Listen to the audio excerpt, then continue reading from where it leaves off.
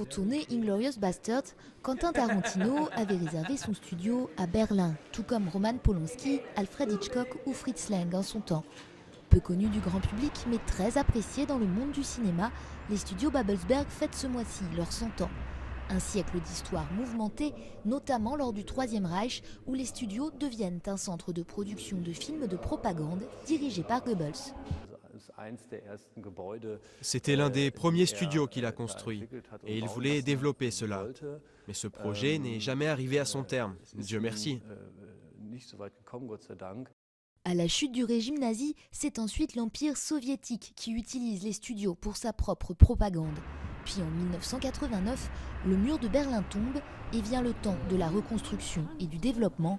Aujourd'hui, les réalisateurs disposent de 25 000 mètres carrés pour tourner leurs films, mais aussi pour la construction et l'aménagement des décors.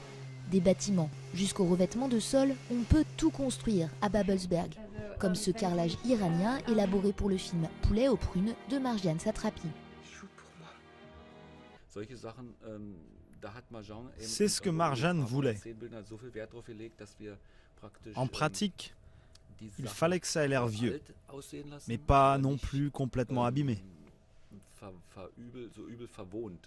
Impressionnant également le stockage des vêtements. Ici, on peut trouver des centaines de bottes différentes ou des uniformes nazis pour enfants sur plusieurs étages. Des costumes sont aussi réalisés sur mesure pour les stars.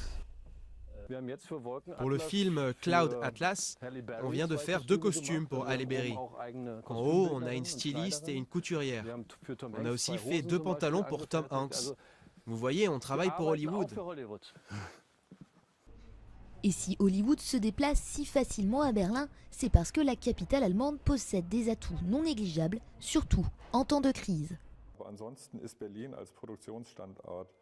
Berlin, comme lieu de production, est très attractif pour les créatifs, surtout pour les films modernes et pour les films fantasy.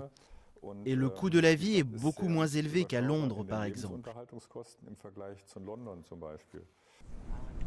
Tourner à Berlin coûterait en moyenne 20% moins cher qu'à Hollywood. Les plateaux sont donc occupés toute l'année. Roman Polanski l'a bien compris, il a tourné plusieurs de ses films à Babelsberg, notamment Le Pianiste ou The Ghostwriter avec Ewan McGregor.